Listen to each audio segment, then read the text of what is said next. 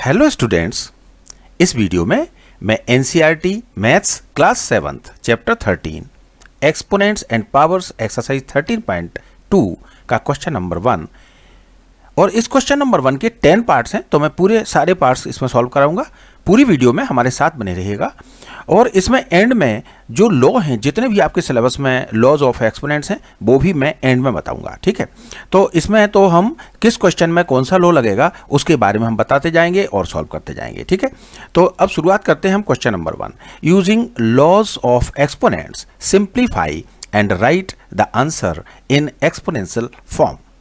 ठीक है, तो अब सबसे पहले हम एक चीज देख लें कि एक्सपोनेंशियल फॉर्म क्या होता है। हमने 13.1 एक्सरसाइज जब कराई थी तो उसमें हमने दो चीजें बताई थी। एक तो बताया था हमने एक्सपेंडेड फॉर्म और एक बताया था हमने एक्सपोनेंशियल फॉर्म। देखिए, अब इस एग्जांपल के द्वारा मैं बता देता हूं। जैसे 2 3 टाइम्स मल्टीप्लाई है तो ये एक्सपेंडेड फॉर्म में लिखा हुआ है और इसमें इसको हमने इस तरह से लिख दिया 2 raised to the power of 3, यानी जो नंबर मल्टीप्लाई हुआ है उसको हमने क्या ले लिया, बेस में ले लिया। इसको क्या बना लिया हमने, बेस बना लिया और कितने टाइम ये मल्टीप्लाई हुआ है ये एक्सपोनेंट हो गया। ठीक है, इसको एक्सपोनेंट या पावर भी बोलते हैं।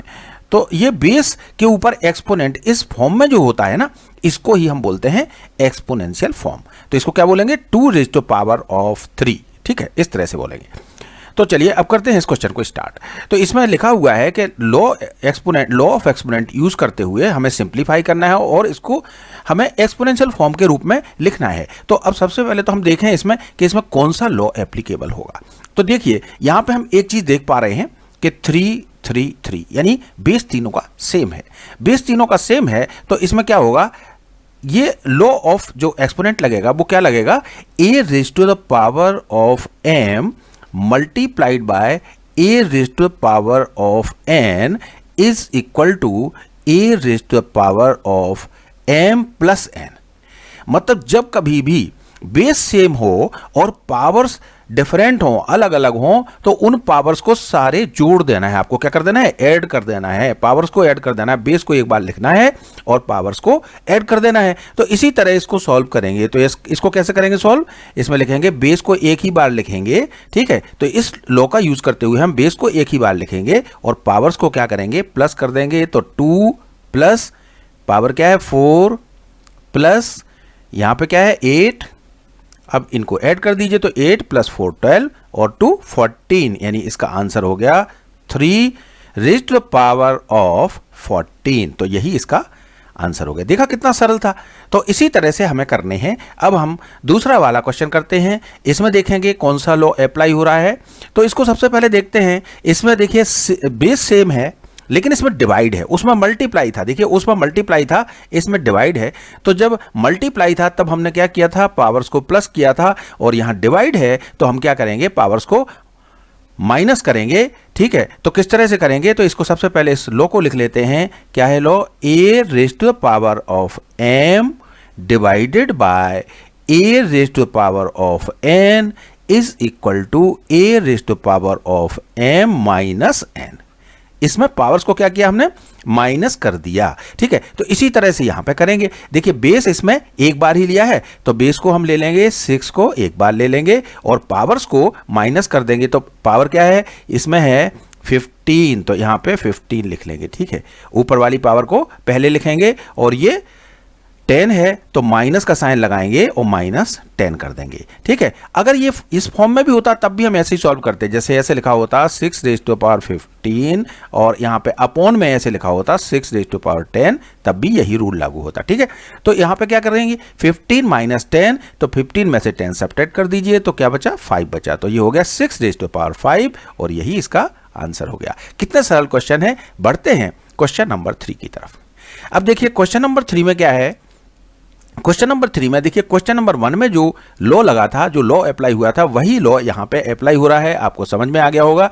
यहाँ पे देखिए ये वेरिएबल है लेकिन बेस तो एक ही है ना, यहाँ पे भी a है तो यहाँ पे भी a है, मतलब बेस एक ही है। तो हमारा लॉ क्या लगेगा इसमें, a raised to the power m multiplied by a raised to the power n is equal to a raised to the power m plus n। Powers plus हो जाएंगी। ठीक है, पावर्स प्लस हो जाएंगी तो यहां पे क्या लिखेंगे हम, ए बेस था तो ए को लिख लिया, और पावर्स क्या है 3 और 2 है तो 3 और 2 को प्लस कर दीजिए, तो यहाँ पे क्या करेंगे raise to power of 3 plus 2, तो 3 प्लस 2 कितना हो गया 5, तो ए रेज़ टू पावर ऑफ 5, और यही इसका आंसर हो गया। ठीक है, बढ़ते हैं क्वेश्चन नंबर 4 की तरफ। तो करते हैं इसको सॉल्व। क्या है देखिए, इसमें क्या देख पा रहे हैं हम, इसमें बेस सेम है, बेस क्या है सेम है, बेस 7 है, इधर भी 7 है, और इसकी पावर्स डिफरेंट हैं।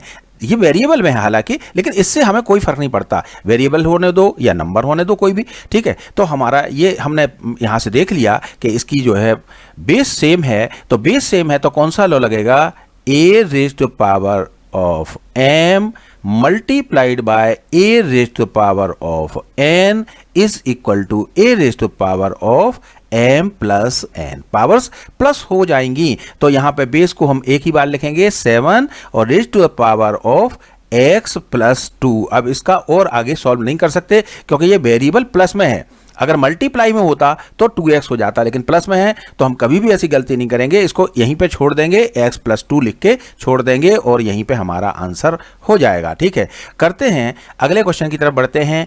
फिफ्थ क्वेश्चन में क्या है देखिए, क्या देख पा रहे हैं, अब देखिए यहां पे थोड़ा रूल अलग हो गया। यहां पे क्या है, एक रूल तो ये लगा, तो सबसे पहले तो इस रूल को ही हम समझ लें कि ये रूल क्या है। ठीक है, तो सबसे पहले इस रूल में क्या है देखिए, पावर ऑफ पावर है, इसमें क्या है पावर ऑफ पावर 2 की पावर 3। ठीक है, पावर ऑफ पावर है, तो इसमें पावर ऑफ पावर का रूल पहले लिख ले हम। तो पावर ऑफ पावर का रूल क्या है कि अगर मान लीजिए ऐसा लिखा हुआ है कि A raise to power of m और पावर ऑफ पावर में यहां पे n है, तो पावर ऑफ पावर जब होती है तो ये पावर्स आपस में क्या हो जाएंगी, मल्टीप्लाई हो जाएंगी। क्या हो जाएंगी, मल्टीप्लाई हो जाएंगी। ठीक है, तो पहले तो हम इसी से सॉल्व करते हैं। तो इसके फर्स्ट पार्ट को पहले कैसे करेंगे, हम ऐसे लिखेंगे 5 और क्या लिखेंगे, फिर हमने ये बेस लिख लिया 5 और इन पावर्स को क्या करना है, मल्टीप्लाई कर देना है। तो पावर क्या क्या है 2 और 3 है, तो 2 मल्टीप्लाइड बाय 3।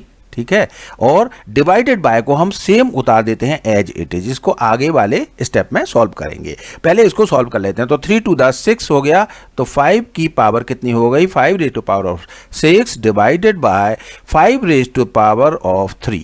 ठीक है, अब यहां पे क्या रूल लगेगा, देखिए यहां पे बेस सेम हो गया और डिवाइड में है, डिवीजन वाला लॉ लगेगा। तो सेम बेस है तो इसमें कौन सा लॉ लगेगा, तो यहां पे हम साइड में लिख देते हैं इसके लॉ को, कि इसमें क्या लिखेंगे, ए बेस सेम है, so A raise to power of m divided by A raise to power of n is equal to A raise to power of m minus n। जब डिवाइड में होता है तो पावर्स क्या है, माइनस हो जाती हैं जब बेस समान होता है। तो ये हमने यहाँ पे लॉ को मेंशन कर दिया और अब इसके बाद में इसको सॉल्व कर लेते हैं। तो ये क्या हो जाएगा, देखिए बेस समान है तो बेस को एक बार लिखेंगे 5 और रेज़ टू पावर में क्या रहेगा 6 माइनस 3 हो जाएगा, क्योंकि यहाँ पे पावर्स क्या हुई, माइनस हो गई, तो इसको सब्ट्रैक्ट कर देंगे। तो 6 में से 3 सब्ट्रैक्ट किया तो क्या बचा, 3 बचेगा, तो 5 रेज़ टू पावर ऑफ 3 यही इसका आंसर हो जाएगा। ठीक है, इस तरह से अपन आगे आगे करते चलते हैं। Question number 6। अब क्वेश्चन नंबर 6 में क्या है देखिए, अब इसमें पहचानिए, इसमें कोई आपने जो पढ़े, इसमें हमने जो बताया है उनमें से कोई भी रूल अभी तक नहीं आया है इस तरह का, क्योंकि इसमें देखिए क्या हो गया है, इसमें क्या हो गया है, उल्टा हो गया। इसमें बेस डिफरेंट है और एक्सपोनेंट यानी पावर सेम है।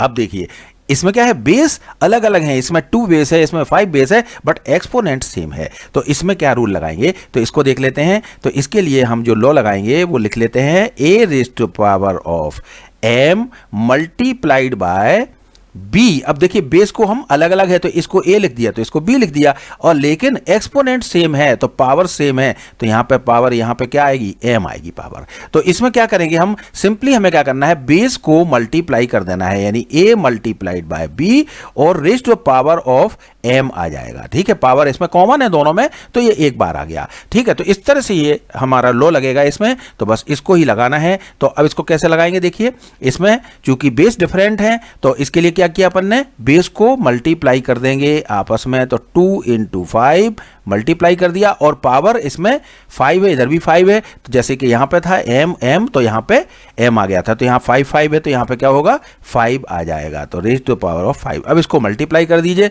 तो 5 to the 10 raise to power of 5। तो इस तरह से ये इसका सॉल्यूशन हो गया। ठीक है, बढ़ते हैं क्वेश्चन नंबर 7 की तरफ। अब क्वेश्चन नंबर 7 में क्या है देखिए, अब इसको देखिए क्या है इसमें, इसमें हम देखें तो इसमें भी बेस अलग अलग हैं और पावर सेम है, तो इसमें वही रूल अप्लाई होगा। मतलब क्या होगा, इसमें a raise to power of m multiplied by b raise to power of m is equal to a into b multiply करेंगे और पावर चूंकि सेम है तो पावर एक बार लिख देंगे m।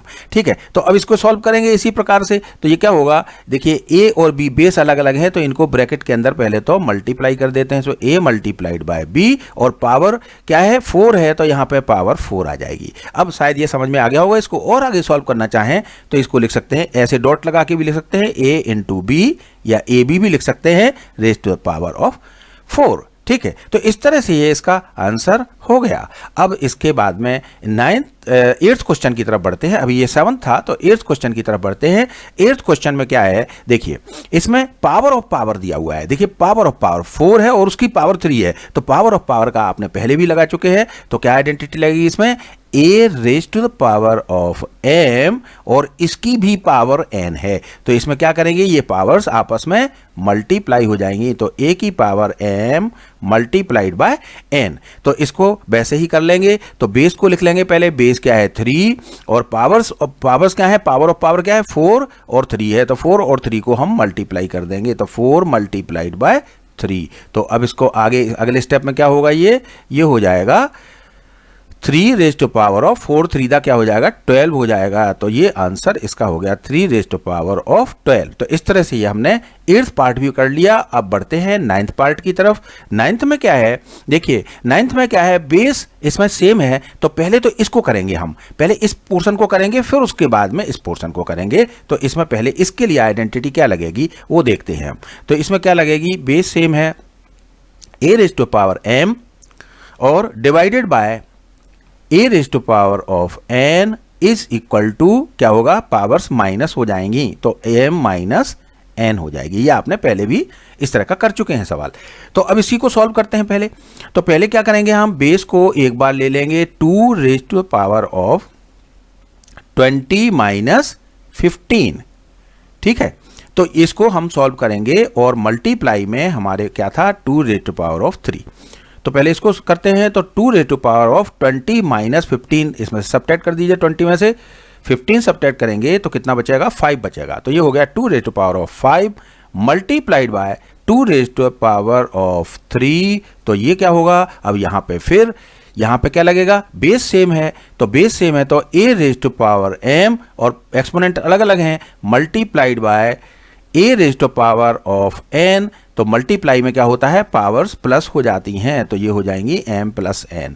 इसमें देखिए ये लो मेंशन करना बहुत जरूरी है। ठीक है, मार्क्स पूरे चाहिए तो मेंशन करना जरूरी है कि कौन सा लो आप लगा रहे हो। ठीक है, तो अब यहाँ पे क्या होगा, बेस सेम है तो 2 रेज टू पावर ऑफ और पावर्स मल्टीप्लाई में क्या होती हैं, प्लस हो जाती हैं तो 5 प्लस 3। ठीक है, तो 5 प्लस 3 कितना हो जाएगा, 8 हो जाएगा। सो 2 रेज टू पावर 8 ये इसका आंसर हो गया। तो इस तरह से ये 9th क्वेश्चन हो गया।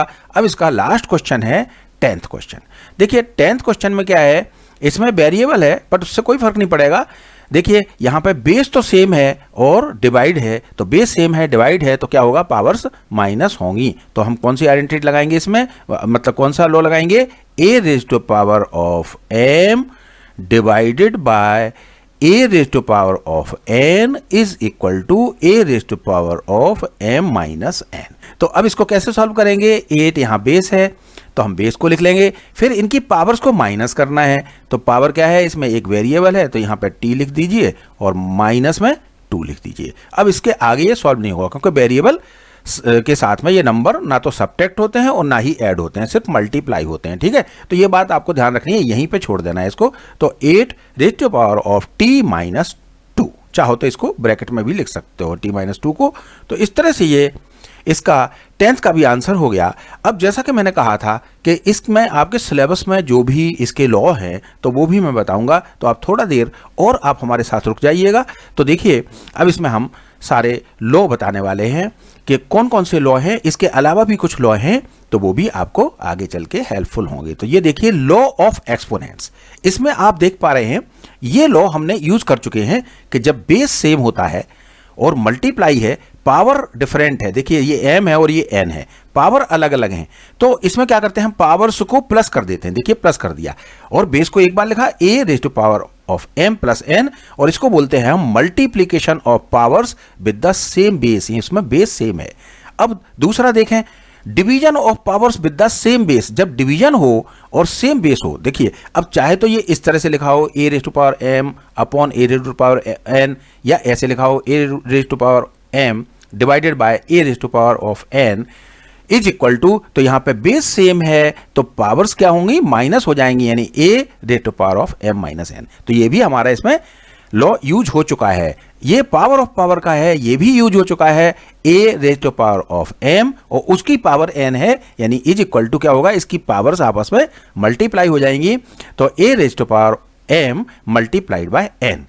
अब इसके बाद में ये देखिए, ये इसमें क्या है, multiplication of the powers with the same exponent, same exponent के साथ, तो ये भी यूज हो चुका है, a raise to power m multiplied by b raise to power m। यहाँ पे क्या है, बेस अलग अलग है लेकिन एक्सपोनेंट यानी पावर सेम है, तो इसमें क्या करते हैं हम बेस को मल्टीप्लाई कर देते हैं ब्रैकेट के अंदर और पावर को एक ही बार लिख देते हैं, ठीक है, पावर कॉमन है दोनों में तो एक ही बार लिख देते हैं, तो ये भी यूज हो चुका है।